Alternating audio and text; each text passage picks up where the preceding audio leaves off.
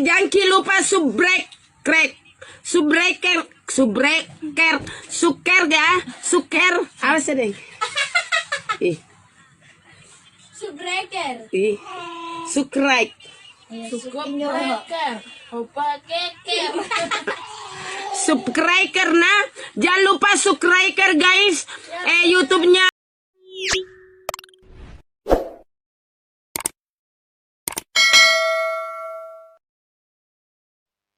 Terus sesuai janji saya untuk menghormati UI, saya tadi sudah matur sama Pak On juga sama Direktorat.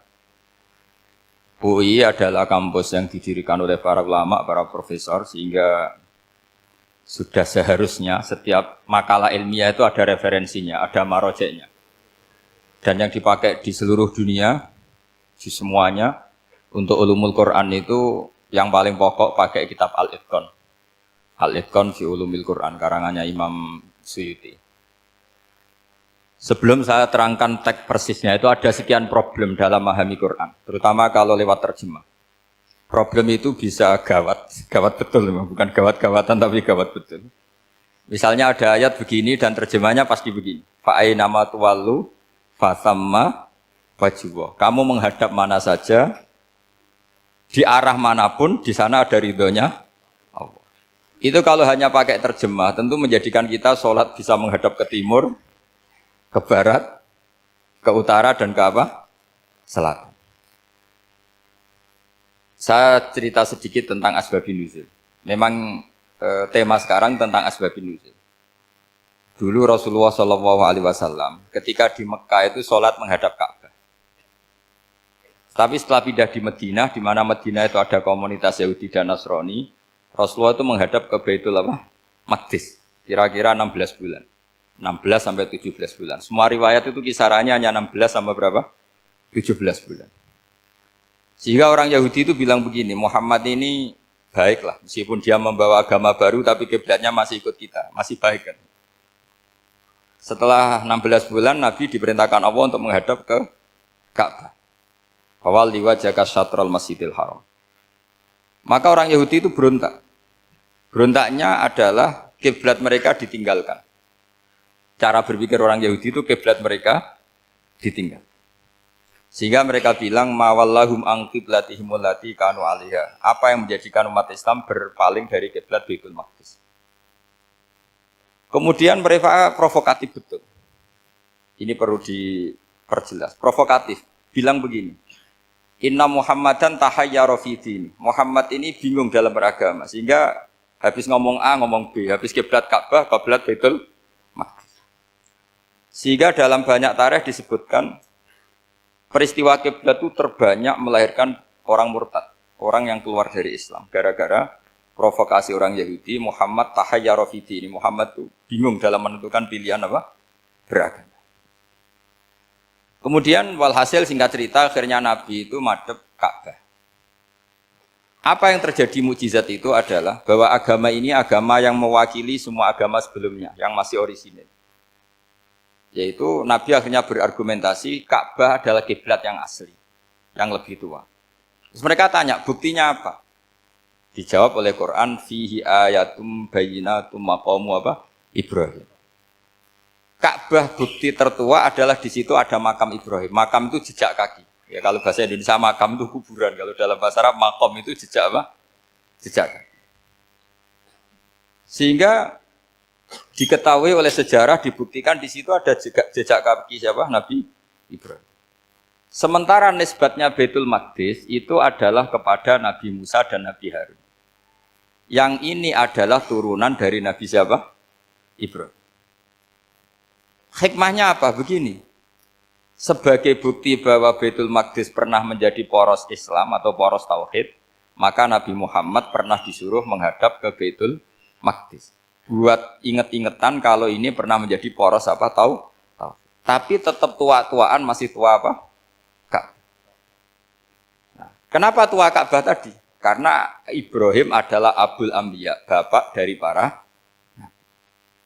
Dan di situ ada jejak kakinya. Fihi ayatum bayyinatum maqam Ibrahim. Bukti itu belum cukup. Dibuktikan lagi bahwa Ismail kecil itu hidupnya di Ka'bah. Kita tahu sa'i bainas Safa wal Marwah adalah karena Siti Hajar sedang mencari apa? Air. Jadi ada bukti sekian, bukti empirik bahwa Ibrahim itu kiblatnya itu Ka'bah, bukan Baitul Maqdis. Sehingga ada kata-kata fihi ayatum bayyinatum maqamu Ibrahim.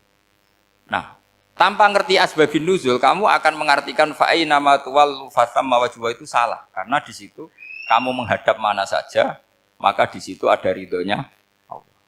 Maka para ulama memberi catatan, maksudnya begini, kamu menghadap kemana saja, asal itu yang diperintahkan Allah, maka di situ ada ridhonya Allah. Harus seperti itu maknanya, disesuaikan dengan konteks asbabin nuzul. Tanpa seperti itu tidak bisa. Dan masih banyak lagi kepentingan tentang asbabun nuzul. Jadi problem sekarang adalah banyak mufassir yang hanya mengartikan dari terjemah. Itu bahaya sekali. Sehingga ada orang yang menikah secara mut'ah. Itu kan mirip kayak transaksi zina. Mereka berdalil famastamta'tum bihi minhunna fa'atuhunna ujurahun. Perempuan yang sudah kamu nikmati yang penting kamu bayar. Terjemahnya seperti itu. Karena ujur itu jamaknya ujroh. Itu fatal sekali. Padahal ayat itu begini, settingannya begini, setting siakul kalamnya atau asbabun nuzulnya begini. Ini sekaligus, memang saya sengaja ngaji dengan tema yang berat, bentuk penghormatan pada yang ngaji. Kalau temanya ringan kan kayak TPQ. Jadi ini supaya gue keren-kerenan, ini ada doktor Pak Oni pernah dekan Fakultas Hukum. Jadi kalau saya nanti salah tinggal ditangkap saja, gampang kan?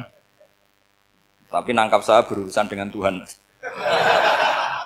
Jadi kalau orang dekat Allah itu yang tanggung jawab itu Allah. Jadi beliau bisa menang di kepolisian tapi kalah di hukum Tuhan. Jadi kalau berhadapan-hadapan dengan saya. Begini asbabun nuzulnya begini. Wal muhsanatu minan nisa yang awal juz 5 itu ya kita santai aja. Yang awal juz 5 itu sebetulnya maktuf diatafkan pada ayat hurrimat alaikum ummahatukum wa banatukum wa akhwatukum wa ammatukum wa kholatukum wa banatul akhi wa banatul ukhti. Jadi perempuan yang haram dinikah itu ada 7.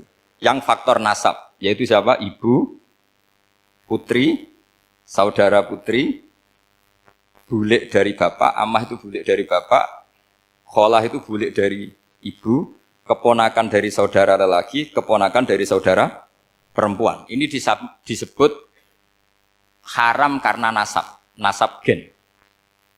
Kalau orang Jawa bilang hanya 4 karena ngitungnya bulik baik dari bapak maupun ibu. Kalau orang Jawa bilang kan bulik terus keponakan dihitung 1. Padahal ada keponakan dari saudara lelaki, ada keponakan dari saudara apa?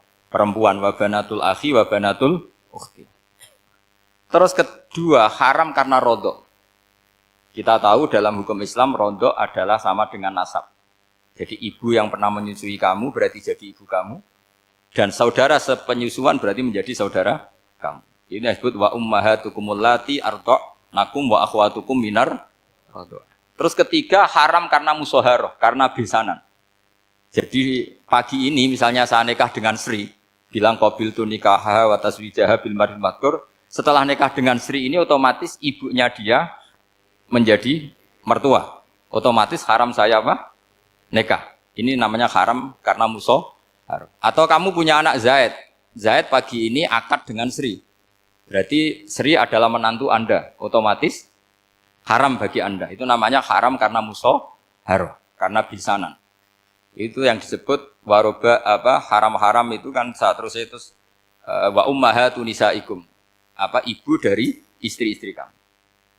Memang ini agak jelimet, tapi memang syaratnya mufassir harus biasa jelimet. Jangan hanya nyari partai, ayat-ayat untuk kepentingan partai. Wah itu ngeri. Kacau, Quran dipakai kampanye. Terus, itu berarti sudah 3 kan? Haram karena nasab, karena rodok, haram karena musoh. Terus yang keempat ini, haram yang bukan karena sebab pada seorang perempuan, tapi karena istri orang. Itu disebut wal muhsanatu minan nisa. Haram menikahi perempuan yang masih milik orang lain. Nah, orang lain yang menikahi ini, istilahnya Allah adalah lelaki yang menikahi perempuan ini adalah lelaki sing muhsini ghairu musafihin, secara nikah yang sah. Nah, nikah yang sah itu begini dalam hukum fikih Islam. Saya nikah dengan Sri, kalau hanya akad, itu saya wajib bayar mahar hanya separuh. Jadi kalau saya janji bayar 1 miliar, berarti wajib bayar berapa? 500 juta. Kalau janjinya 100 juta, hanya bayar 50 juta. Itu yang wajib bil akdi. Nanti wajib sepenuhnya nunggu bil jima. Kalau sudah hubungan intim, baru wajib 100%. Jadi kalau ada di Jawa, nikah dengan seperangkat alat sholat, itu yang atasannya tok, itu wajib karena akad. Nanti bawahnya nunggu setelah hubungan apa? Intim. Loh, ini hukum Quran, bukan hukum saya. Makanya kan wa in talaqtumuhunna min qabli an tamassuhunna, saat terus fanis suma faradtum. Hanya wajib bayar setengah. Nah, perempuan yang sudah diajak hubungan intim itu kata Allah fa'atuhunna ujurahun, maka wajib kamu bayar penuh. Jadi ayat itu tentang perempuan yang sudah dinikah, kita harus bayar berapa? Harus bayar penuh. Ini penting saya utarakan. Nah, problem kita sebagai orang Indonesia, ini juga problem Pak On, problem semua kiai. Mahar di Indonesia itu nggak bisa dibahas di Quran. Karena keterlaluan, kecilnya itu keterlaluan. Saya ini kan kiai, sering ngakatkan tuh sampai bosen, seperangkat alat sholat. Itu ngawur sekali, ini mbak-mbak harus nggak mau gitu. Saya provokasi minimal itu ya berapa? 100 juta berapa? Pantasnya berapa? Pantasnya berapa? 10 gram itu berapa nilainya? Kan 1 gram 500 ribu, baru 5. Ya sudah mendingan itu, 10 gram. Quran itu bayangannya gini, sambil latihan, yang hafal-hafal biar latihan. Jangan dapat beasiswa karena hafal tapi nggak jelas juntrungannya. Quran tuh bayangannya gini, ini nggak mungkin Quran ini bisa dibaca di Jawa. Wa in aradtum istibdala zaujim makana zauji wa ataitum ihdahunna qintaran fala ta'khudhu minhu syai'a. Jika kamu nikah sama seorang perempuan, kemudian kamu cerai, maka mahar yang sudah kamu berikan jangan ambil lagi. Karena mahar di Arab itu mahal, 100 juta, kadang mobil Alphard, kadang GMC. Sehingga setelah menceraikan tuh kebayang narik. Kok enak, dulu saya memberikan itu kan karena dapat servisnya, sekarang sudah saya cerai, saya tarik. Kalau mahar di Indonesia kan seperangkat alat sholat. Jadi gak kebayang ada kalimat fala ta'khudhu minhu syai'a, jangan ambil lagi. Kebayang ngambil aja enggak? Apalagi kalau nikahnya sudah 2 tahun kan sudah lusuh, sudah. Tapi kalau di Arab itu kebayang karena mahal. Makanya orang Arab suka nikah orang Indonesia karena murah. Jadi bahasa kintoron itu harta yang enggak ternilai. Wa ataitum ihdahunna kintoron. Yang enggak ternilai, mahal betul. Itu pernah saya hitung, ada yang mahar itu 400 juta, ya sekira segitu. Nah, makanya setelah dicerai, Allah memperingatkan setelah kamu kasihkan, ya jangan minta lagi. Kenapa kepikiran minta? Karena jumlahnya besar. Kalau di Indonesia kepikiran enggak minta. Enggak kepikiran, saking kecilnya. Seperangkat alat sholat, kadang 1 juta. 1 juta itu setelah hubungan intim, sebelumnya yang wajib hanya 500. Itu kan enggak kebayang. Makanya susah ngartikan Quran di Indonesia, kadang susah karena kadang terlalu. Itu pernah Sayyidina Umar radhiyallahu anhu pernah bilang begini, wahai para perempuan, mahar itu jangan mahal-mahal, kasihan para lelaki. Itu ada perempuan alimah ya, orangnya alim betul, meskipun nggak pernah sekolah di UI, tapi alim gitu. Itu usul langsung gini, ya Amirul Mukminin, laisa dzalika laka ya Amirul Mukminin, waqad qala ta'ala wa ataitum ihdahunna qintaran. Kamu hanya seorang Amirul Mukminin, tidak berhak bikin aturan pembatasan mahar. Allah saja tidak batasi. Kenapa kamu batasi? Sehingga dulu yang namanya nikahnya Sulaiman Agung atau Jamaluddin siapa Ratu Agung, kalau hadiah ya sampai tas mahal itu. Ini kan dari bahasa Arab mumtaz mahal. Mumtaz itu istimewa, mahal itu tempat. Dia punya istri yang sangat dicintai, dikasih hadiah mumtaz mahal. Terus ilat Jawa jadi apa? Tas mahal. Itu sama Mujidul Albab kalah. Itu kalau cerai kan kepikiran minta lagi. Dikasihkan yang baru. Tapi kalau di Indonesia tidak mungkin karena apa tadi? Seperangkat alat sholat. Begitu nyari yang murah lagi. Yang bagus kitanya, bungkusnya yang bagus. Nah, maka nggak mungkin kita maknani Quran tanpa mengenal yang bernama asbabin. Karena makna ayat itu bisa kacau kalau kita tidak tahu asbabin Yaitu kayak tadi makna fa'ina ma tuwallu fasamma wajhullah. Itu maknanya kan kamu menghadap mana saja, boleh saja di sana ada ridhonya Allah. Berarti kan bisa ke timur, ke selatan, ke utara, ke barat. Itu bahaya betul. Sehingga kata ulama harus mengkaji asbabin nuzul. Supaya porsi ayat ini sampai semana jauhnya itu kita tahu. Tanpa tahu itu tidak bisa. Begitu juga menyangkut kiblat. Sekarang saya tanya, kemarin kan ramai dulu di Kemenak, kiblat semuanya diukur dengan GPS, terus beberapa masjid dikomentari salah, karena diukur pakai apa? GPS. Kalau dalam bahasa falak disebut yaumarosdil kiblat. Memang bisa diilmun. Tapi pertanyaannya begini, dari awal Allah ngendikan fawal liwajhaka syatral masjidil haram. Kamu yang penting sholat itu menghadap masjid. Masjid itu ya bangunan. Sehingga kata Ibnu Abbas yang diriwayatkan banyak ulama mengatakan Al-Ka'bah kiblatun li ahlil masjid wal masjid kiblatun li ahlil haram wal haram kiblatun li ahlil masyriq wal maghrib. Jadi kalau orang di dalam masjid kiblatnya harus Ka'bah. Di luar masjid kiblatnya asal bangunan Masjid Haram. Tapi di luar sini kayak di Indonesia boleh semua tanah. Kenapa begitu? Kata Ibnu Abbas karena Quran turun bilisanin Arabiyyim mubin. Jadi kalau orang Jogja kalau mau ke Jakarta arahnya kemana? Barat. Itu sebetulnya ketika Anda ke barat itu persis Jakarta apa bisa saja pasnya itu Pangandaran. Tapi orang tuh akan bilang kalau ke barat ya ke Jakarta. Meskipun presisi Anda tepatnya di Pangandaran. Nah kiblat seperti itu, asal orang menghadap ke barat, itu orang sudah bilang ke kiblat. Nggak usah sedetail misalnya harus pas Ka'bah. Saya pernah debat sama tim ahli Kemenak. Nggak bisa Gus, sekarang ada GPS harus tepat Ka'bah. Terus saya bilang gini, kalau teori Anda benar, berarti semua masjid luasnya maksimal 16 meter. Ka'bah itu luasnya hanya 16 meter. Berarti masjid Ulil Albab yang pojok sana sama pojok sana, kira-kira itu ya sudah tidak kena Ka'bah. Kalau harus tepat, Ka'bah itu kan diameternya hanya 16. 16 sampai 18 kalau nggak salah. Berarti semua masjid kalau ingin tepat Ka'bah harus pas 16. Kalau terlalu luas pilihannya harus cekung. Kan jadi aneh. Makanya saya itu sering Pak, dulu saya ini biasa debat fikih. Kalau di tradisi pesantren namanya Basul Masail. Saya punya teman yang paling kurang ajar, yang paling saya kenang dalam sepanjang sejarah. Dulu itu kalau debat fikih itu ya seru. Kalau aturan fikih kan gini, soft paling baik itu kan soft pertama. Baru kedua, baru ketiga. Yang paling keren kan soft awal, soft. Terus teman saya bilang gini Pak, ya kalau gitu gini aja Gus, desain masjid itu memanjang utara selatan. Biar semuanya soft awal. Gara-gara didesain begini kan ada soft 2, soft 3. Apa susahnya? Kita bikin mulai awal supaya masjid itu memanjang utara apa? Selatan. Supaya semuanya soft awal.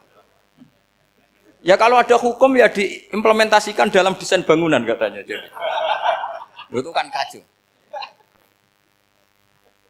Terus akhirnya saya jawab, lalu setelah begitu yang paling afdol siapa? Yang dekat imam.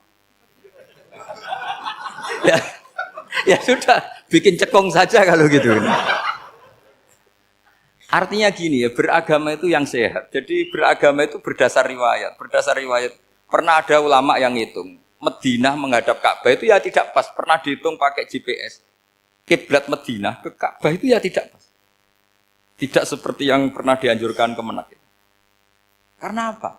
Agama ini ngikuti bilisanin Arabiyyim mungkin. Seperti jenengan gini. Semua ini istilahnya apa? Menghadap Gus Bah. Padahal ada yang agak sana, agak sana.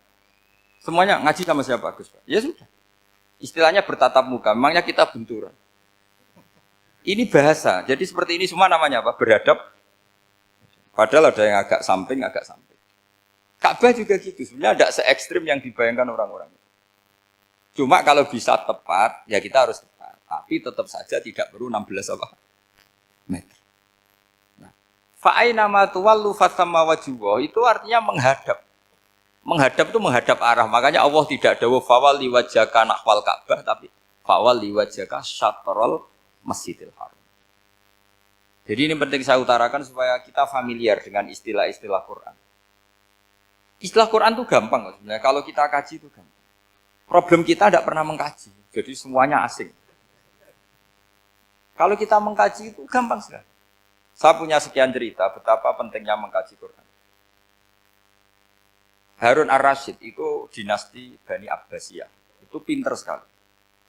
Ada seorang ustadz yang agak ekstrim. Itu datang ke Harun ar-Rasyid. Ya Amirul Mukminin, inni nasihun laka famusaddidun alaika. Fala tajidanna alayya fi nafsika syai'an. Saya mau nasihati kamu, tapi saya mohon jangan masukkan hati. Karena nasihat ini penting. Tapi saya akan keras, vulgar. Akan keras, kritik saya akan keras. Karena Anda sebagai Amirul Mukminin tidak pecus. Apa kata Amirul Mukminin Harun ar-Rasyid? Uskut ya Ustadz. Sebagai riwayat uskut ya jahil. Kamu itu Ustadz bodoh, tidak usah banyak omong. Terus kita, kenapa saya bodoh? Terus dibacakan ayat faqula lahu qaulal layyina la'allahu yatadzakkaru aw yakhsha. Inna Allaha ta'ala qad arsala man huwa khairun minka ila man huwa syarrun minni. Wa ma'a dzalika qala ta'ala faqula lahu qaulal layyina. Allah pernah menugaskan seorang yang lebih baik ketimbang kamu, yaitu Musa dan Harun. Musa dan Harun adalah seorang nabi. Kepada orang yang lebih buruk ketimbang saya, yaitu Fir'aun. Itu saja etikanya faqula lahu qaulal layinan. Kamu kalau ngomong yang halus, yang baik, yang berperadaban, kok kamu sama saya mau kasar? Akhirnya ustadznya ternyata pinter kamu, yes pinter aku. Jadi semudah itu. Allah itu menugaskan orang yang lebih baik ketimbang kamu, yaitu Nabi Musa, kepada orang yang lebih buruk ketimbang saya, yaitu Fir'aun. Itu saja ada etikanya. Kok kamu sama saya mau tanpa etika? Mau main kasar hanya karena kamu merasa nasihat Anda benar? Jadi gampang sekali memahami Quran. Tapi lagi-lagi memang bagi ahlinya. Tapi ini saya bantu supaya sampean jadi ahli apa? Quran. Meskipun ngajinya sebulan sekali. Sudah sebulan sekali tidak punya kitabnya. Sudah. Jadi ulama dulu kalau belajar Quran itu gampang sekali. Saya berkali-kali cerita. Yang kitab saya baca di rektorat namanya Syajaratul Ma'arif. Itu kalau cerita bikin judul itu enak sekali. Babuna fil ibad bikulil bilad. Bab seseorang di mana saja hidupnya harus bermanfaat. Terus dalilnya itu hanya mengutip makalahnya Nabi Isa, wa ja'alani mubarakan ainama kuntu. Ciri utama seorang nabi apa? Saya di mana-mana adanya berkahi orang lain. Jadi berkah bagi orang lain. Maksudnya tidak jadi problem bagi orang lain. Artinya kamu hidup entah di Jogja seperti Pak Ono orang Jember, saya orang Rembang. Hidup di Jogja manfaat, di Jember ya manfaat, di mana-mana manfaat. Saya pernah di Korea seminggu ya manfaat. Saudara kita TKI yang di Korea manfaat, di sana bikin masjid, bikin apa. Karena ngendikane Allah menceritakan Nabi Isa siapa? Wa ja'alani mubarakan ainama kuntu. Saya adalah orang yang di mana-mana berkah. Artinya manusia eksistensinya harus seperti itu, hidup di mana saja berkah. Gampang sekali memahami Quran. Pernah Imam Syafi'i ditanya, kalau kamu enggak kehilangan air atau enggak ada air di satu daerah, cari-cari dulu. Sampai enggak ketemu. Setelah enggak ketemu air, baru kamu boleh tayamum. Imam Syafi'i ditanya, apa dalilnya harus mencari dulu? Kalau enggak ada air ya langsung tayamum saja. Kenapa harus nyari-nyari dulu? Jawabnya Imam Syafi'i itu gampang sekali. Qala ta'ala falam tajidu ma'an. Kemudian kamu tidak menemukan air. Di mana-mana tidak menemukan setelah mencari. Kalau belum mencari namanya tidak tahu. Kan ayatnya kan falam tajidu ma'an. Kemudian kamu tidak menemukan air. Tidak menemukan tuh nyari dulu apa langsung ambil sikap? Nyari dulu, baru kesimpulannya tidak ketemu. Kalau belum pernah nyari namanya tidak tahu. Segampang itu lama dulu memahami Quran karena konstruksinya utuh. Yaitu mereka tahu betul bahwa Quran itu bilisanin Arabiyim. Ketika Futuhat Syam, Syam dulu itu dikuasai tentara Romawi. Era Sayyidina Umar Futuhat. Yerusalem dikuasai tentara Islam. Itu awal Sayyidina siapa? Umar radhiyallahu anhu. Ketika Futuhat mau ada pesta besar-besaran. Tapi Umar menolak. Ketika menolak, kenapa Anda menolak? Beliau hanya membaca ayat innallaha ta'ala ayyara qauman faqala adhabtum thayyibatikum fi hayatikumud dunya. Allah itu mengkritik satu komunitas kaum yang zaman di dunia menghabiskan semua kenikmatan. Maka kita tidak perlu syukuran besar-besaran. Jangan-jangan jatah kita di akhirat kita habiskan di dunia. Itu adhabtum thayyibatikum fi hayatikumud. Semudah itu ulama. Rasulullah pernah dahar, pernah makan. Makan karena 3 hari nggak makan, cara di Indonesia nggak makan nasi, nggak makan daging, sudah lama sekali. 3 hari Nabi itu hanya makan kurma dan air putih. Pernah Nabi nggak makan roti sampai 3 hari. Kalau Indonesia mungkin nggak makan nasi. Di hari ketiga, ada sahabat yang berbaik hati, Nabi disembelihkan kambing, dipotongkan kambing, Nabi disuruh dahar. Itu baru dahar setengah piring, Nabi berhenti. Ketika ditanya, setengah piring itu kan sudah kuat, untuk sholat, untuk apa sudah kuat. Ditanya, ya Rasulullah kenapa berhenti, bukankah engkau tidak makan ini 3 hari? Nabi menjawab, walatus alunna yauma idzin anin naim. Semua nikmat yang saya rasakan nanti ada pertanggungjawabannya. Makanya saya tidak ingin banyak-banyak. Wah itu kalau diterapkan di sini nggak populer. Makanya saya tahu gayanya ngaji Quran itu nggak siap dengan konsep-konsep Quran ini. Jadi segampang itu orang dulu. Nah karena apa ya itu tadi. Mereka tahu asbabun nuzul. Quran itu diturunkan dalam konteks apa, lafadz ini arahnya kayak apa, mutlak muqayyadnya kayak apa, muhkam mutasabihnya kayak apa, nasah mansuhnya kayak apa. Nah sedikit saya cerita ini mungkin contoh terakhir supaya agak lama-lama, nanti bingung kalau lama. Yang bingung ya saya, bingung cara memahamkan. Jadi kalau guru itu kan bingung cara memahamkan, kalau murid bingung cara memahami. Nggak tahu tingkat kebingungannya sama. Kalau guru itu bingung cara memahamkan. Kalau murid bingung cara. Jadi ini pertemuan 2 kelompok bingung. Yang satu bingung cara memahamkan. Yang satu bingung cara. Kalau orang ekstremis bingung cara merusak suasana. Itu nggak benar itu. Ada loh. Rasulullah itu nabi. Itu paling pusing yang ngadepi orang-orang yang ekstrim. Karena apa? Cara berpikir itu lompatannya itu enggak tertib. Jadi Nabi itu cara berpikir itu kecerdasan nubuah. Sementara orang ekstrim cara berpikir itu kecerdasan nafsu. Bukan kecerdasan manusia. Kalau manusia masih baik nafsu. Misalnya begini, kalau dalam tradisi nubuah itu. Saya dengan Pak Anu berteman lama, mulai tahun 2000 berapa. Itu kalau Pak Anu bertamu ke saya, harusnya tidak usah tak kasih makan. Karena sudah dekat. Tapi kalau kenalan baru itu dikasih makan, disangoni. Jadi Nabi itu perilakunya agak unik. Akhirnya ada orang yang cara berpikir itu dangkal. Ya Rasulullah ini tidak fair. Yang iman lama tidak diservis, yang iman baru diservis. Cara berpikir Nabi begini. Orang Ansor itu kan sering memberi Nabi. Perjuangannya Nabi ditopang orang apa? Ansor. Donatur lah, kira-kira orang Ansor itu donatur. Donatur itu keren. Karena donatur itu artinya al-yadul ulya khairum minal yadis. Sehingga ketika Nabi sudah menguasai negara, menguasai Mekah, Madinah, sudah futuhat, itu orang Ansor tetap nggak diservis. Yang diservis Nabi itu orang-orang baru masuk Islam, disebut wal mu'allafati qulubuhum atau Islam mu'allaf. Ada 1-2 orang yang protes, tentu yang nggak pinter. Tukang protes pasti tidak pinter. Wong iskal-iskalnya sendiri, otaknya nggak sampai-sampainya sendiri, orang lain disuruh jawab. Makanya di sini tidak ada tanya jawab, nanti iskal-iskal kamu sendiri, bingung-bingung kamu sendiri, saya disuruh jawab. Berarti Gus Pak nggak mau ditanya, ya memang nggak mau karena tadi jawab sendiri aja, nanti pinter sendiri, kapan-kapan pinter sendiri.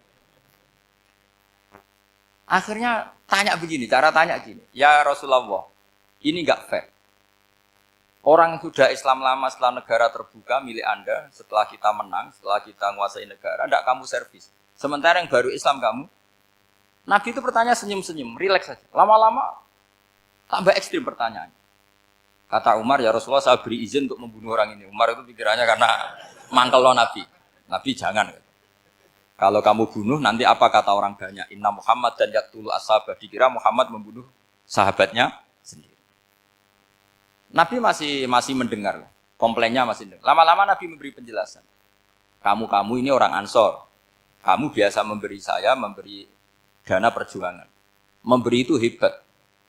Saya tidak ingin menurunkan grade Anda. Grade sebagai pemberi, berarti kelasnya elit. Sekarang menjadi penerima. Itu tidak bagus. Itu betapa Rasulullah ini namanya kecerdasan nubuah. Kalau orang biasa memberi, biar memberi saja. Supaya dia tetap heroik, tetap patriotik, tetap keren. Karena mentalnya pemberi. Jangan sampai dari mental memberi, kemudian mentalnya peminta. Jadi kalau Pak On jadi tim suksesnya Pak Jokowi itu ya tidak minta-minta. Kalau dulu kampanye ya kampanye saja. Biar memberi terus nggak pernah minta. Meskipun akhirnya ya gelong. Tapi Nabi dulu didik gitu. Jadi orang Ansor itu nggak pernah diservis. Padahal jasanya kayak gitu. Supaya kelasnya tetap kelas elit, yaitu pemberi, penanggung jawab. Nabi gak ingin orang Ansor turun grade menjadi penerima. Orang-orang yang cerdas nubuah menerima konsep Nabi seperti itu. Lo tanya sama Pak On, saya dadani terjemahan UI itu puluhan tahun sama Pak. Itu beliau ke kontrakan saya ke rumah beliau. Tidak pernah berharap apa. Saya sangat tertutup. Bukan apa-apa ya, kalau ingin memberi saja. Kontribusi saya pada Al-Quran. Saya tidak kepikiran mendapat. Supaya heroik. Tapi orang-orang yang cerdas amatir tadi, ini nggak fair. Wong yang memberi lama kok dapat servis sedikit. Nah, sekarang itu problem zaman akhir sudah mulai seperti itu. Nah, orang ini namanya Dzul Khuwaisirah. Ini yang nanti punya anak turun Khawarid. Khawarid itu orang yang ibadahnya hebat, tapi cara berpikir tentang buah salah. Orang lagi Khawarid itu orang yang ibadahnya hebat, tapi cara berpikir nubuah salah. Nubuah itu unik. Nubuah itu cara berpikir tadi. Apa ya? Melihat sesuatu yang benar biar benar terus. Gitu. Yaitu tadi, mental memberi itu ya biar memberi terus, tidak usah di-share. Maka ketika Abu Bakar jadi khalifatul Rasulullah, itu ada sistem kepegawaian.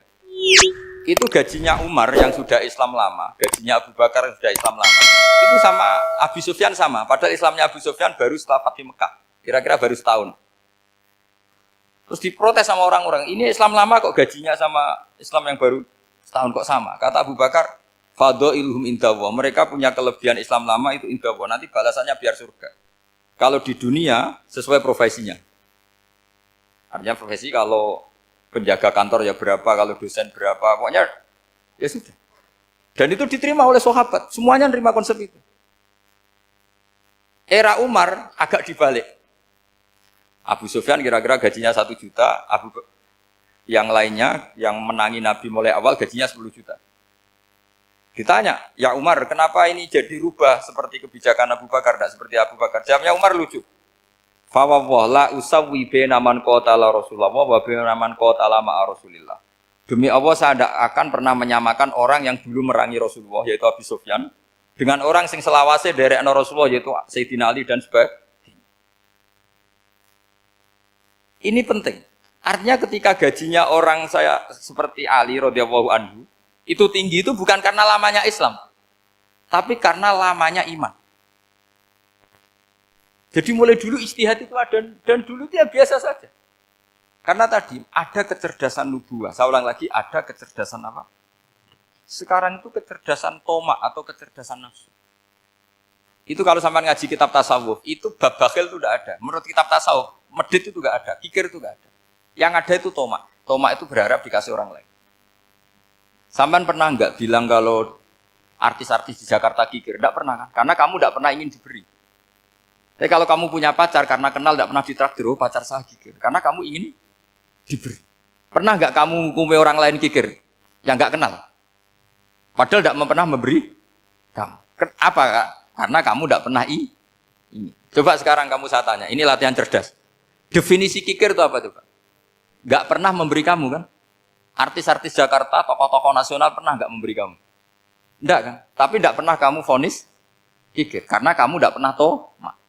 Tapi pacar kamu, kok amin ditraktir terus? Atau istri kamu, atau mertua kamu, kok enggak ngasih warisan, kamu bilang kikir enggak? Sebabnya kikir betul apa karena kamu tomak, berharap? Tomak. Maka di kitab tasawuf itu enggak ada bab kikir, yang ada bab tomak. Karena asal usul menvonis orang kikir itu karena tamak. Maka jangan banyak kenal orang, nanti banyak hukum kamu. Sombong juga gitu, di tasawuf itu enggak ada bab sombong. Karena orang hukumi orang lain sombong itu karena kamu ingin dihormati. Ada orang enggak kenal, terus lewat saja enggak tanya kamu bilang sombong enggak kan? Tapi kalau kenal, oh sombong betul, kenal enggak tanya kan gitu. Jadi tasawuf itu sisi unik dari khazanah Islam. Makanya di tasawuf itu enggak ada kritik terhadap kikir. Ya tentu kikir itu buruk, pasti ya kikir itu buruk. Tapi nggak perlu dikritik. Jangan-jangan yang salah kamu. Mau kenal Pak On di PPAI terus ingin jadi sekretarisnya. Terus ingin kenal Pak Jokowi ingin jadi menterinya. Nanti kenal rektor ingin jadi pegawainya. Ketika nggak diturutin bilang Pak Rektor kikir. Tapi orang lain ya Kak pernah berharap. Mungkin nggak menvonis Pak Rektor atau Pak On ini kikir. Enggak kan? Berarti vonis kikir itu status orang itu apa gak kesampaian niat kamu? Memang agak jelimet ilmu tasawuf itu, tapi itu unik. Itu bagian dari khazanah apa? Islam. Makanya Rasulullah itu sering isti'adah minta perlindungan wa min toma'in fi ghairi matma'in. Ya Allah, saya tidak ingin berkeinginan yang tidak layak. Karena semua dunia ini dimulai dari keinginan. Coba kamu protes negara itu karena apa? Ingin makmur, sejahtera tanpa kerja, sehingga nyalakan menteri keuangan, menteri ini itu. Makanya kalau guyonannya ulama tasawuf begini, tak beri bocoran, guyonannya orang tasawuf. Begini guyonannya. Anta lam tajid min nafsika kullama turid, fa kaifa turidu min ghairika kullama turid. Kamu yang punya keinginan saja tidak bisa memenuhi apa yang kamu inginkan. Kenapa keinginan itu kamu timpakan ke orang lain untuk memenuhi kamu? Wong kamu yang punya keinginan saja tidak bisa mewujudkan. Kenapa keinginan Anda kamu timpakan, bebankan orang lain untuk memenuhi keinginan Anda? Misalnya kamu, Gus saya ini goblok, tolong pinterkan. Wong kamu yang ini saja tidak bisa. Kok menyuruh saya? Jadi kalau tiap tasawuf itu unik. Seperti kamu mencintai istri tulen, itu ingin kan dicintai istri tulen. Kamu sendiri kan nggak bisa cinta tulen, masih pelengahan sana sini. Kamu pacaran, ingin pacar kamu setia. Ternyata kamu bikin sekian alternatif. Kalau putus ini punya ini, putus ini. Tapi kamu ingin ini setia, kan nggak fair.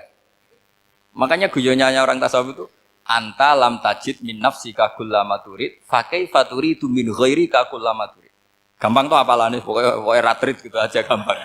Jadi kamu yang punya keinginan saja tidak bisa memenuhi. Kok orang lain disuruh memenuhi. Sehingga orang tasawuf itu malu betul. Misalnya saya kok ingin Pak On takdim sama saya itu kurang penggawean. Kalau saya ingin ditakdimi saya menakdimi diri saya sendiri. Makanya berbahagialah orang yang ngilu terus saya ganteng sendiri ya Allah. Saya kaya sendiri. Menunggu orang lain bilang kamu kaya itu repot. Menunggu orang lain bilang kamu hebat itu, ya sudah bilang aja ya Allah saya hebat, ya Allah saya ganteng, ya Allah saya cantik. Daripada menunggu orang lain bilang apa? Cantik. Jadi ilmu tasawuf itu unik. Jadi kalau fikih itu yang dikritik itu kikir. Kalau tasawuf enggak toma. Karena orang yang kamu vonis kikir itu jangan-jangan tidak kikir tapi mementingkan yang lebih penting. Misalnya ada teman yang tidak pernah naktir kamu, ternyata punya ibu sakit, uangnya dianggarkan untuk ibunya yang sakit, atau anaknya sekolah, atau keluarganya masih butuh biaya, ya, sehingga sama teman dia kikir. Hakikatnya kikir apa mementingkan yang penting? Tapi kamu karena nggak pernah ditraktir menvonis kikir. Nah, ini pelajaran. Jadi makanya yang dianteni ilmu tasawuf itu tamak tadi kalau dalam bahasa Indonesia, bukan kikir. Karena vonis kikir itu akan disematkan orang yang tidak kesampaian hajatnya. Pokoknya bapak saya itu, keluarga kiai itu ajarannya itu. Yang penting jangan berharap dari orang lain. Ini Pak On saksinya, saya dulu benahin terjemah itu nggak pernah ingin diperlakukan seperti ini. Yang ngaji aja. Karena pikirannya keluarga kiai itu sederhana. Kalau ngamal ya ngamal saja. Ngamal itu heroik. Makanya buyut-buyut kita semua ini kan pahlawan semua. Membela negara Indonesia jadi merdeka. Ya nggak pernah kebayang jadi presiden, menteri. Tapi sekarang nggak, ngamal sedikit saja harus jadi menteri. Jadi ini bahaya kalau dalam kelangsungan bernegara. Karena orang biasa transaksional. Awal negara ini dibangun berdasar heroik, bukan berdasar apa? Transaksional. Tapi sekarang orang akan membiasakan itu. Apa-apa itu transaksional. Ini tidak bagus untuk kelangsungan bernegara. Apalagi kelangsungan beragama. Sehingga seperti saya ini masih punya desa-desa binaan di Sragen, di pedalaman Papua sekalipun. Saya punya santri banyak di Papua. Itu kalau cerita itu unik-unik. Itu mau Jumatan, itu nggak ada orang 40. Sudah datang setengah 12. Itu datangnya 3 jam. Di situ mau ketemu santri 3. Semua, karena ya akhirnya mereka tanya gini, Pak. Pertanyaannya itu lucu. Gus, boleh nggak Jumatan orang 3? Secara fikih Syafi'i kan harus orang 4. Kemudian mereka tak bilang, buat sholat duhur saja. Mereka nggak mau. Wong Jumat kok duhur. Harinya kan Jumat, masa sholatnya? Sehingga kita yang jadi kiai akhirnya nyari fikul madzhabil arba. Nyari fikih madzhab 4. Ternyata Imam Malik membolehkan orang 6. Ada yang bilang 12. Yang penting keceluk jamun. Jamun itu kelompok. Kalau 3 kan belum keceluk apa? Belum disebut apa? Kelompok. Ini penting saya utarakan supaya kita berjuang itu bukan karena service seperti ini kayak di Ulil Albab, masjidnya keren, kampus swasta tertua, terus termasuk nomor 1, 2 di Indonesia. Oke, kita syukur dengan kebesaran UI. Tapi yang namanya dakwah itu menjadikan orang tidak tahu menjadi tahu, termasuk kepada desa-desa tertinggi. Sama. Yang namanya menteri itu pembantu presiden untuk memenuhi kebutuhan rakyat banyak. Sekarang misalnya menteri pertaniannya itu hebat, cerdas, tapi petani nggak mau nandur padi, mau apa itu? Coba yang membantu ketahanan pangan itu para petani mau nanam padi apa karena menteri pertanian? Karena petani mau nanam. Ya sudah GR saja, kita pembantu presiden semua. Karena ikut menyumbangkan ketahanan pangan. Tapi kamu kan nggak digaji, kita keren, ngamal tambah harap gaji. Ini ini penting. Supaya Anda itu nggak hati kecil gitu. Ikut menyumbang negara tanpa ingin dapat gaji. Keren nggak? Nah itu nubuah. Apa? Nubuah. Orang Ansor itu seperti itu. Sehingga ketika Rasulullah wafat dan ada kompetisi kepemimpinan, itu orang Ansor gak ikut. Sudah kita makmum saja, silahkan dibagi di saking baiknya orang Ansor. Nah, makanya saya ulang lagi ya. Kecerdasan nubuah ini yang gak difahami orang Khawarij. Orang Khawarij cara berpikir yang kerja banyak harus dapat banyak. Sementara kecerdasan nubuah enggak. Yang biasa memberi, terus memberi saja, biar derajatnya tetap al-yadul ulya.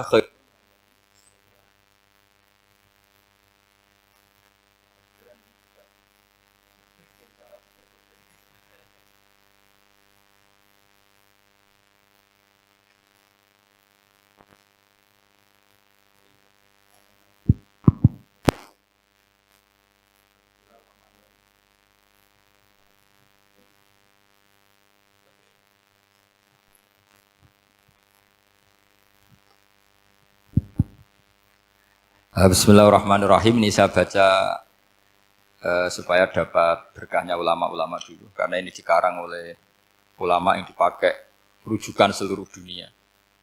Begini, qala Ibnu Taimiyah, ma'rifatu sababin nuzuli yu'inu ala fahmil ayat. Jadi mengenali asbabin nuzul itu membantu memahami secara benar ayat itu.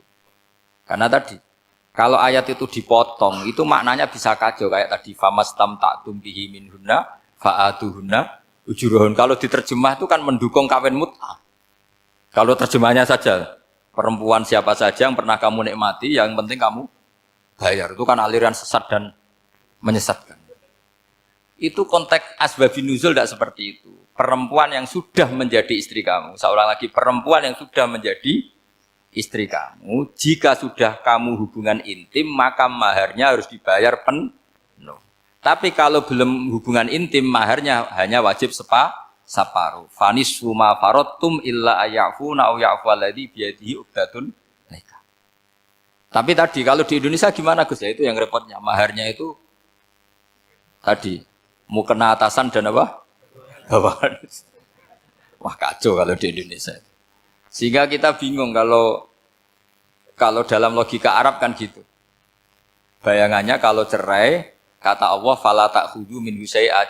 Harta yang sudah kamu berikan ke istri jangan diambil lagi. Sampai dilarang ngambil tuh karena jumlahnya banyak sehingga kepikiran ngambil. Kalau di Jawa enggak usah dilarang sudah tidak akan ngambil karena rukuhnya sudah lusuh. Itu susahnya baca Quran di Jawa. Karena dari awal maharnya terlalu kecil. Terus beliau Imam Suyuti termasuk di sini menyontohkan yang pasti salah kalau difahami yaitu tadi ayat fa inama tuwallu fastamma wajhu. Jadi beliau terus meringatkan betapa pentingnya mengenali asbabin nuzul. Karena asbabin nuzul itu gampang. Saya ulang lagi, asbabin nuzul itu gampang. Gampangnya begini ya, kan ada satu peristiwa, misalnya begini, Rasulullah itu kan mengkritik penuhanan Lata dan Uzza, berhala-berhala itu dituhankan, dikritik sama Rasulullah. Kemudian mereka begini, karena mereka biasa personifikasi Tuhan, Muhammad, kalau Tuhan itu tidak Lata Uzza, dan itu terbuat dari batu, lalu Tuhan Anda itu dari apa? Amin fiddotin audhabin, lalu Tuhan Anda ini dari emas apa dari perak? Karena mereka nggak bisa membayangkan Tuhan tanpa dipersonifikasi. Terus Allah menurunkan qul huwallahu ahad, Allahus somad, lam yalid wa lam yulad wa lam yakul lahu kufuwan ahad. Karena otaknya mereka sudah begitu, yang namanya Tuhan itu harus dipersonifikasi.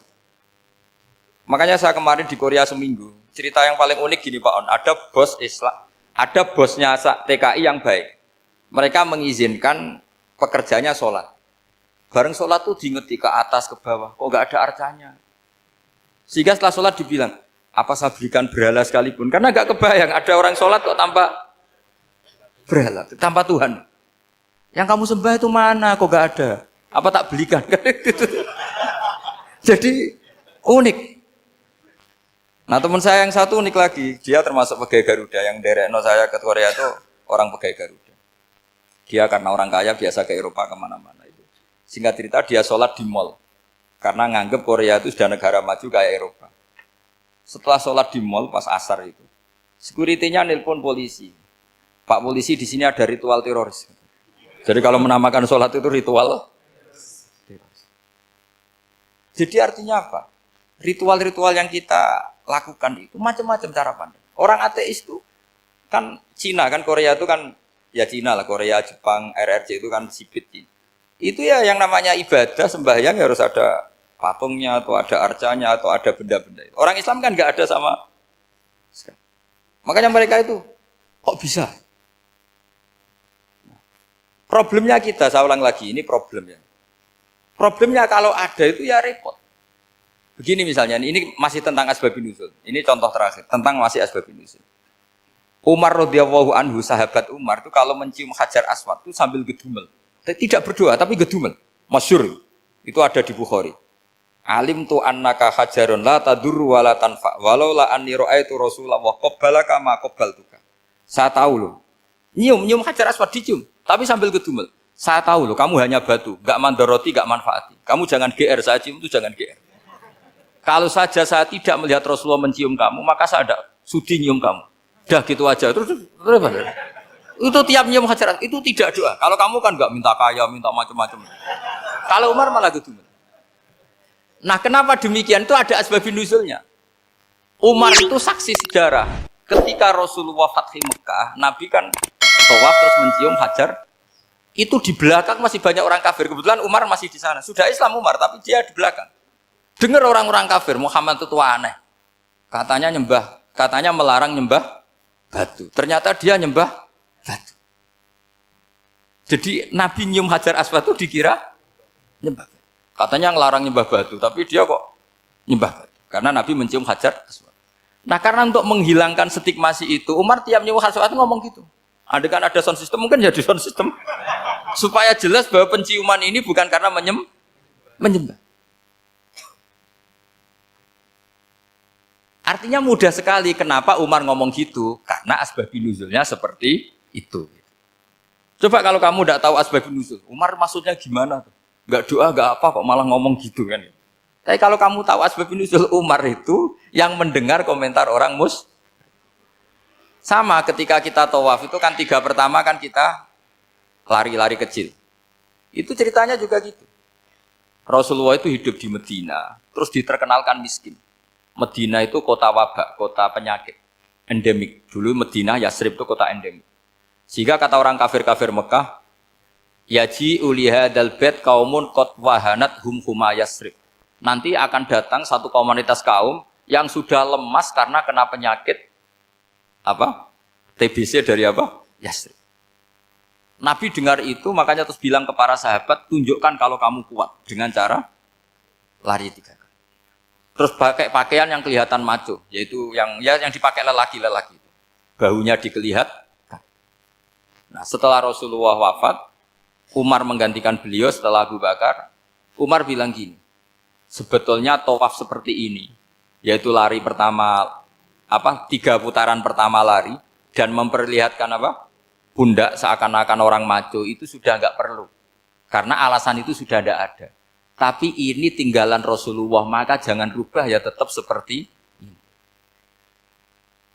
Akhirnya meskipun sudah tidak ada alasan tadi menjawab stigmasi orang kafir, tetap tawaf seperti itu. Jadi memang agama itu unik. Kadang kita harus tahu alasannya, tapi alasan itu kalau menjadi mahatul hukmi, pijakan hukum salah. Misalnya kamu terus bilang gini, ya berarti tawaf sekarang bebas, gak perlu seperti itu. Kan alasan itu sudah tidak ada. Nah di sini pentingnya riwayat. Riwayat itu begini. logikanya sudah nggak ada, tapi kaifiah itu, cara itu masih kita terus. Dan itu memang saya ulang lagi harus tahu asbabun nuzul. Saya beri contoh ya misalnya, wa idza darabtum fil ardi falaysa 'alaikum junahun an taqsuru minas shalah. Terus ayat di mana? In khiftum ayyaftinakumul ladzina kafaru. Jika kamu pergi dalam keadaan takut ditangkap orang kafir atau takut diculik orang kafir, maka kamu boleh mengqasar salat. Itu jelas ada ayat in khiftum ayyaftinakumul ladzina kafaru. Jika kamu takut diculik orang kafir. Sehingga ketika ba'da fathi Mekah, setelah Mekah dikuasai Islam, Umar tanya, ya Rasulullah, kenapa engkau masih sholat qasar? Bukankah kita sudah aman? Waqad qala ta'ala in khiftum ayyaftinakumul ladzina kafaru. Allah ngendikan boleh mengqasar itu kalau dalam kondisi takut. Waqad kunna fi amrin, sekarang kita sudah aman. Jawabannya Rasulullah itu unik. Ya Umar, hadihi shadaqatun faqbalu shadaqah. Ini sedekahnya Allah, bonus sudah terima aja, enggak usah catatan-catatan gitu. Sehingga era Umar ya ada lagi yang tanya Umar ke gitu. Terus kata Umar, sa'altu dzalika Rasulullah sallallahu alaihi wasallam faqala hadhihi shadaqatu wa faqbalu shadaqah. Sudah ini bonus dari Allah, terima saja. Ini kan unik. Padahal kalau secara disiplin ilmu kan begini. Kamu boleh mengqasar salat kalau dalam bepergian dan dalam keadaan takut. Logika hukumnya kalau tidak takut tidak usah. Sama seperti begini.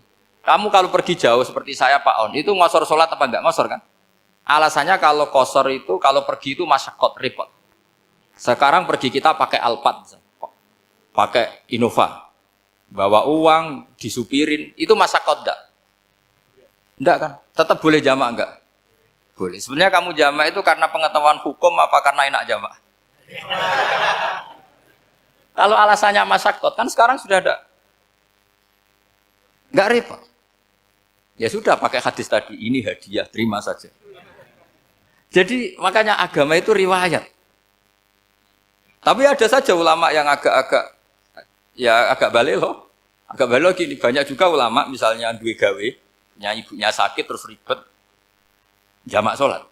Kenapa? Ribet ngurumat ibu. Makanya ada saja kiai yang duwe gawe mantu itu terus jamak sholat, tapi jangan ikuti. Tapi ada saja karena alasannya jamak itu karena apa? Repot. Ya ada saja, tapi ya jangan ditiru. Cuma saya ini cerita, analisis hukum itu memang agak-agak unik. Jadi tadi, kadang Nabi itu ditanya, ya Rasulullah, kita dulu boleh jamak qasar ini kan karena in khiftum ayyaftinakumul ladzina kafaru, takut diancam orang kafir. Sekarang aman, kenapa tetap jamak? Jawabannya Nabi, ini hadiah, terima saja. Ya ada sahabat yang bantah, kenapa Nabi? Allah itu zat yang baik, kalau sudah ngaji bonus nggak pernah ditarik lagi. Makanya Nabi kalau berdoa itu unik. Ya, siapa yang disiksa di dunia karena dosanya, fawahu akramu min ayyus sanniya uqubatahu fil akhir. Kalau ada orang salah kok di dunia sudah dikasih sanksi, Allah itu lebih mulia untuk mengulang nanti di akhirat. Akram itu Allah terlalu mulia, maksudnya orang kepikiran, wis males ya selesai, tidak akan di. Kalau sampean kan enggak, masih ingin lagi. Jadi itu cara berpikir nubuah. Jadi berpikir nubuah itu beda. Ada orang pas sujud diinjek sama orang fasik. Diinjek, kemudian si yang sujud tadi, wallah la yaghfiru wallahu laka, demi Allah tidak akan ngampuni kamu. Itu langsung Allah memberi wahyu sama Nabi di zaman itu. Bilangin yang sedang sujud itu, dia harus minta maaf sama saya, kata Allah. Man dzalladzi yata'alla ala fulan. Dia bersumpah bahwa Allah tidak akan memaafkan orang itu. Itu harus diralat. Nabinya iskal, kenapa ya Allah? Yang Tuhan itu saya ini punya sifat dua, bisa menyiksa dan bisa memaafkan. Kenapa dia milih sifat saya satu tidak memaafkan? Akhirnya apa? Orang yang nginjek tadi sama Allah dikasih tobat dan jadi orang soleh. Jadi itu makanya kamu nggak boleh jadi orang ekstrim nyifati Allahnya satu. Nggak boleh, Allah tetap bisa yaghfiru liman yasha wa yu'adzibu may yasha. Sifatnya Allah dua ya tetap dua, nggak boleh kamu pilih satu. Misalnya kamu kan biasanya gini, yang ghafur untuk kamu, yang sadidul uqab untuk orang lain. Mesti kelakuannya sampean kan begitu. Nggak boleh seperti itu. Rasulullah kayak apa bencinya sama Wahsy? Karena Wahsy itu qatilu Hamzah. Yang membunuh Sayyid Hamzah siapa? Itu bencinya bukan main Rasulullah. Sampai maksud-maksud Wahsy. Tapi sama Allah malah diturunkan ayat laisa laka minal amri syai'un au yatuba alaihim au yu'adzib. Muhammad, meskipun kamu kekasih saya itu tidak wilayah kamu, maafkan atau enggak, terserah saya kata Allah. Ternyata betul, malah Wahsy dikasih tobat. Nah sekarang enggak, orang itu nyifati Allah sama orang lain syadidul iqab, kalau sama dirinya enggak boleh seperti itu. Allah ya sifatnya tetap dua. Jadi boleh kamu misalnya berdoa, ya Allah mbak yang cantik itu semoga dapat jadi istri saya. Mbaknya juga boleh berdoa, ya Allah naudzubillah min dzalik. Jadi ini adu kekuatan, nanti terserah nanti Allah pihak yang mana. Kayaknya pihak yang perempuan mungkin. Karena kasihan kan kalau cantik dapat orang apa? Jelek. Saya tuh andaikan boleh fatwa fikih, yang saya haramkan tuh orang jelek dapat orang jelek. Karena kasihan anak-anaknya, tahu-tahu jelek banget. Jadi itu kan kasihan itu. Jadi dalam Islam itu seperti itu. Jadi apapun benci kita sama musuh kita, Allah bisa saja memperlakukan musuh kita secara baik. Karena Allah itu yaghfir. Tetap kita harus sifati Allah yaghfiru liman yasha wa yu'adzibu. Jangan karena kita benci seseorang seakan-akan Allah sama dia pasti yu'adzib. Pasti menyek. Itu yang dicontohkan Allah kepada Rasulnya, itu beliau tidak cocok sama Wahsy, malah Wahsy dikasih petunjuk. Makanya terus ada ayat apa? Laisa laka minal amri syai'un aw yatuba alaihim aw yu'adzibahum. Muhammad, tidak wilayah kamu, saya menentukan mengadab atau mengampuni. Makanya rata-rata kiai ulama itu halim. Orang halim itu rileks. Layinal janib, tidak gampang menvonis orang lain. Biar Allah tetap dengan sifatnya yaf'alu ma biasa, bahwa Allah bisa melakukan apa saja. Soal kamu benci sama seorang, benci saja atas nama kamu. Jangan nyatut-nyatut Allah.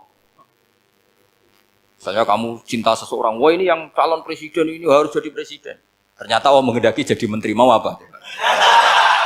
Ya Allah ya falu maya, mau apa coba? Yang kiai atau Pak On, DPAI, patutnya kan menteri agama itu Pak On. Tapi kalau Pak yang takdir gitu mau apa? Ya sudah, Allah ya falu. Santai aja. Itu rileksnya ahlul ilmi, ya sudah santai saja. Ini negaranya Allah, ini kerajaan Allah, ini buminya Allah, ya Allah biarin ya falu. Mas, jadi Tuhan Allah kamu yang repot.